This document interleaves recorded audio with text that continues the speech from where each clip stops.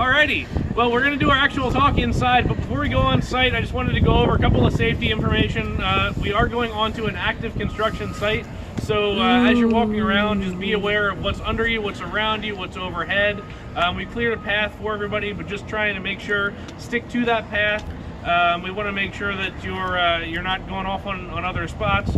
Look out for you know, open ruts or things like that. I would never do that. It's not going to be a flat surface all the time. We'll be walking on some dirt and everything, and just look out for any kind of hazards. But if you have any questions on that, feel free to come talk to me. But we're going to lead you all in, and then we'll do a little talk, and then we'll break you up into 2 groups, and we'll go to see a couple areas up close.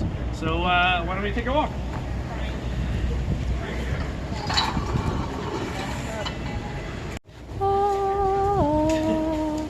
We've entered into the secret portal here of the icebreaker construction zone. Soon to be a loading station coming to an icebreaker near you.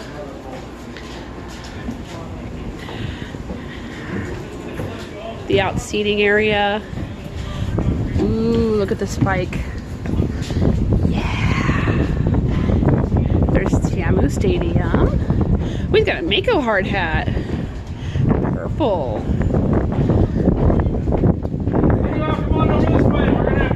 On the station.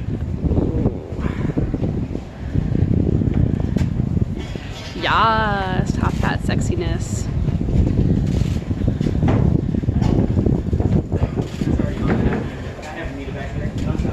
Yeah, go ahead. I'll collect everybody up here. So once again, if you're just now joining us, we are here at the Icebreaker Hard Hat Tour construction site. Icebreaker coming to SeaWorld Orlando this year. Hopefully sooner rather than later. All these sexy people with the sexy hard hats. Oh yeah, oh yeah. Look at them, media sexiness, yeah. Woo! These are all the people that I have aspired to be like my whole life, and now here I am doing the same thing they are. Crazy! Yes, I am. Icebreaker Hard Hat Tour. How are you? Good. I ordered up some cold weather for you. Yes. I promise this last one. Thank you very, very much for being here, for your patience. Just a couple of housekeeping items, and then I'm going to hand everything over to Brian Andrelzik, who is going to really walk you through the attraction, and then he's going to get out there with you and show you the key elements of the ride. A couple things, please, if you weren't able to hear prior to coming in without the microphone, please be safe. That's very important to us, safety first. So please keep your hats on, your glasses on, your vest. Those of you who don't have vests, just sit tight. I'm bringing them to you. And watch your head. I know I saw one guy ding his head already. So watch your head on the way down. And the other thing is, this is what we're going to do. After Brian talks, we're going to divide you into 2 groups. And it's volunteer. Those of you who are going to capture assets here and want to walk around the site but do not feel like you need a stand-up one-on-one interview with Brian or Abe, who can do interviews in Spanish, you're welcome to go in the first wave. He'll escort you through. You can look at the attraction, and you'll be escorted out the gate for departure. Those of you who would like a stand-up interview or a little bit of extra time with Brian, we ask that you stay behind for the second group, and then we will do those at the conclusion of the tour, okay? So I'm going to hand it over to Brian. Thank you very much. All right. Hi there, everybody. Thank you again for coming. I'm Brian Andrelzik. I'm the VP of Design and Engineering here at SeaWorld, and we are really excited to have you out here on Icebreaker's construction site. So we have made a lot of progress, as you can see. There's a coaster that's appeared here in the last couple of months, and we're wrapping the construction up here for our spring 2020 opening. So what we wanted to do today was kind of point out some of the key features of the ride now that they're up and you can see them, and sort of talk about what we're doing here on site right now. So we're standing in the ride station. You guys are all in the loading area right now, so you'd be standing right behind those air gates as the train pulls in and you get ready to ride. We are wrapping up the station. As you can see, we have our electrical in place, and now we're working on lighting and paint and just those finishing touches that are really going to bring this out and be looking great. So you can see the ride track behind me, but one of the key features of the ride that you might not really think about is this transfer track right here, our switch track. So this is a high-speed switch. It's a pretty unique feature from a roller coaster standpoint. So this is going to take you horizontal over onto our transfer track, and it's going to allow us to run 2 trains with a forwards and backwards launch. So once your train pulls out and you roll onto the launch track back here, you'll start out with a backwards launch, and that backwards launch is going up this way. It's going to head up the beyond vertical reverse spike, and that reverse spike is tilted at 100 degrees. That's beyond vertical, and that's the steepest drop on any coaster in Florida, so that's really exciting. So it's 4 launches, so this launch track is going to be busy. You're going to go backwards, forwards, backwards, and forwards once more, hitting 52 miles an hour. Now the exciting feature of this launch that makes it a little different than most is we have an airtime hill on either side. So there's one over here, and you can see this one low one over here. So each one of those hits on the launch is going to be a little more powerful as the airtime goes, finally culminating in a nice pop of airtime here as we crest up and over our top hat. That's an 80-foot tall element right there, and a near vertical drop off of it. So heading up in, you're going to get really great airtime in the front seat. Heading down off, you're going to get great airtime in the back seat. Now, once you get off of that element, you see all these low-to-the-ground airtime hills. There's lots of twists, turns, high-banked corners. You can see where the track ends right now. We're in the process of just wrapping up the concrete on the other side in our back house area, and we'll be wrapping up that track real soon here. And then our return run that comes down here, kind of weaving its way in between columns. It's a lot of really close kind of head chopper moments as you run through there and up into our brakes here. One of the cool features about this attraction is just how tight of a construction site it is. You can see this is the launch track right here, inches from the station. So as riders exit the attraction and go down our exit ramp right here, they're going to have a coaster within inches of them, shooting by, launching 4 times. It's going to be a really kind of cool feature, really interactive. Down here, we're going to walk a little bit later. You can see our pathway that's getting formed back up. This is the pathway that was here before the construction started.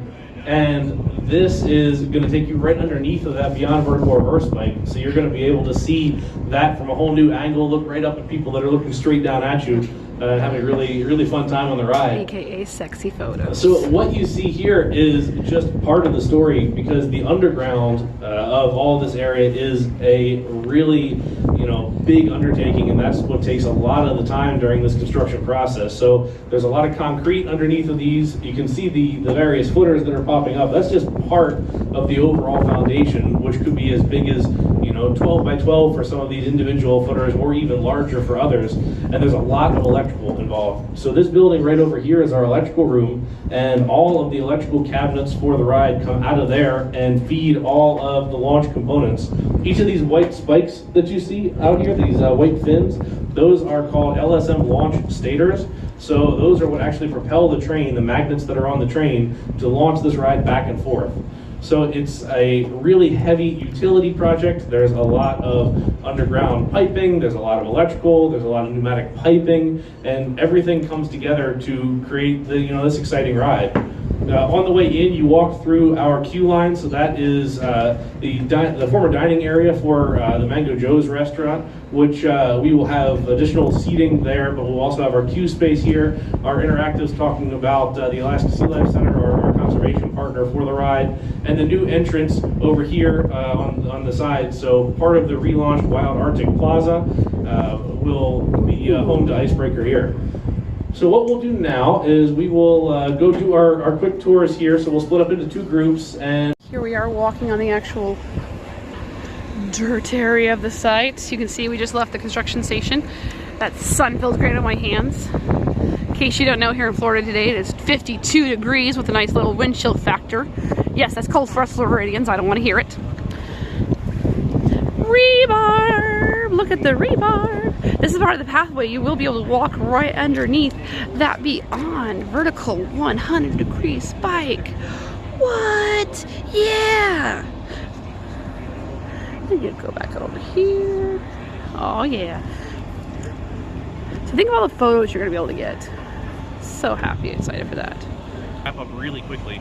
So the hard part is what we call getting out of the ground. So that's all the foundations, all the underground work, all the utilities. And now that we are up out of the ground, we're doing what we call the finishes, the flat work.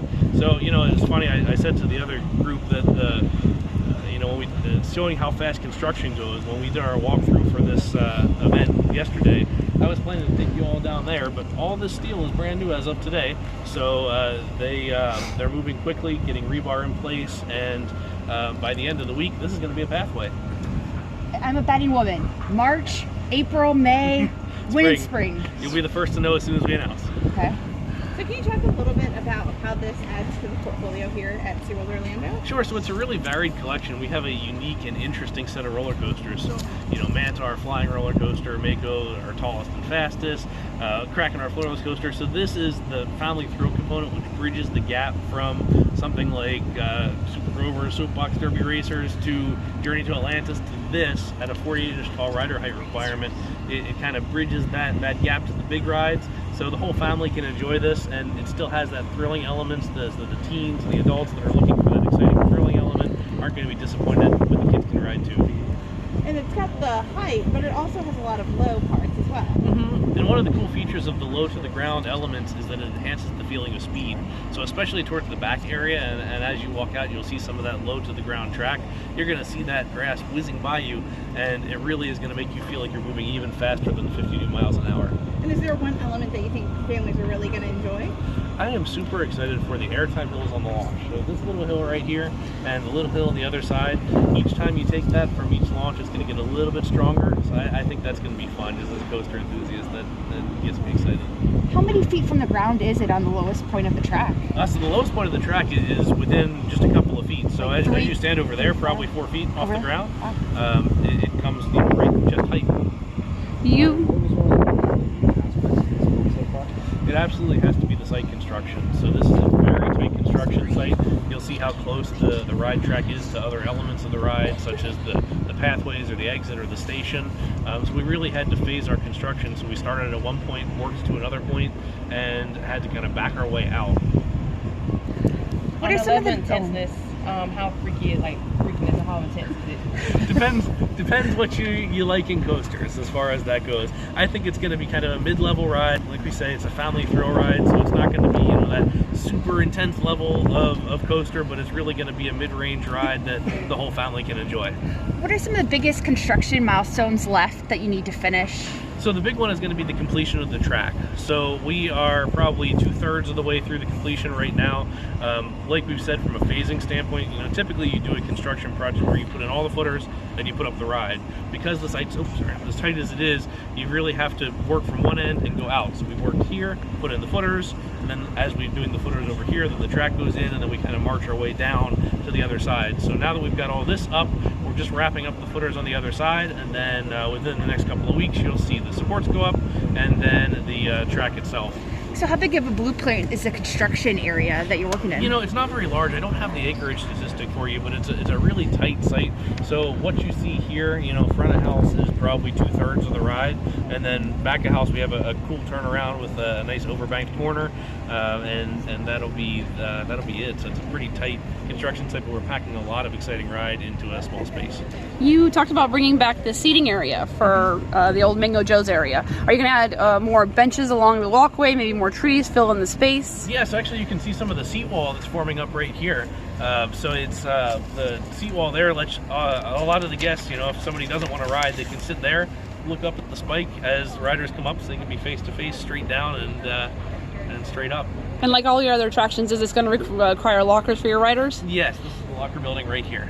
And then I had one other, I forgot. Oh, you're tying it into Alaska Sea Life Center. How is there going to be signage for that? Is there going to be an exhibit? There's going to be informational signage in the queue line, so you can learn about Alaska Sea Life Center, what their mission is, and how it ties into SeaWorld's mission of rescue and rehab. And how does that tie in with the actual name IceBreaker?